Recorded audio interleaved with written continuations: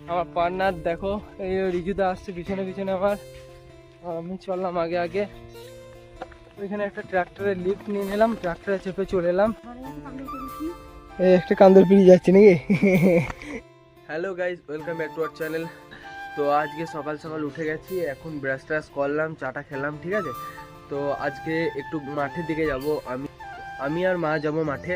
তো আজ মাঠে মোটামুটি 2-3 দিন ধরে যাচ্ছি, কারণ মেঘলা করছে, বিকাল দিক করে মেঘলা করছে, আর আলুগুলোকে ঢেকে আসছি, আর বাড়ি আসছি, আবার একবার করে খুলে দিয়ে আসছি। তো এই হচ্ছে, তো বিরক্ত হয়ে গেছি ভাই এই যাওয়া আসা করে করে। তো আজকে যাব, আমি আর মা যাব। আমি আর মা গিয়ে তোমার আলুগুলোকে বস্তায় ভরে রাখবো, বাবা গাড়ি নিয়ে যাবে, তারপর নিয়ে আসবে আর কি। তো চলো।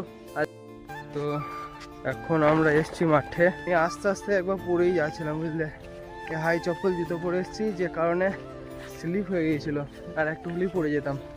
তো দেখো মাঠে যাচ্ছে আমি আর মা।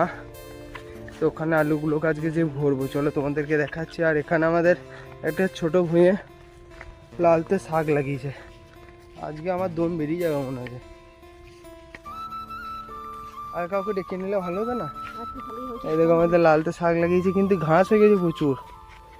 শাকগুলো হয়েছে মোটামুটি, ফাঁক ফাঁক হয়ে গেছে, অনেকটা ছাড়া ছাড়া হয়ে ঘাসগুলো হয়েছে। কোন দিকে? লোকে তুলে খেয়ে নিয়েছে।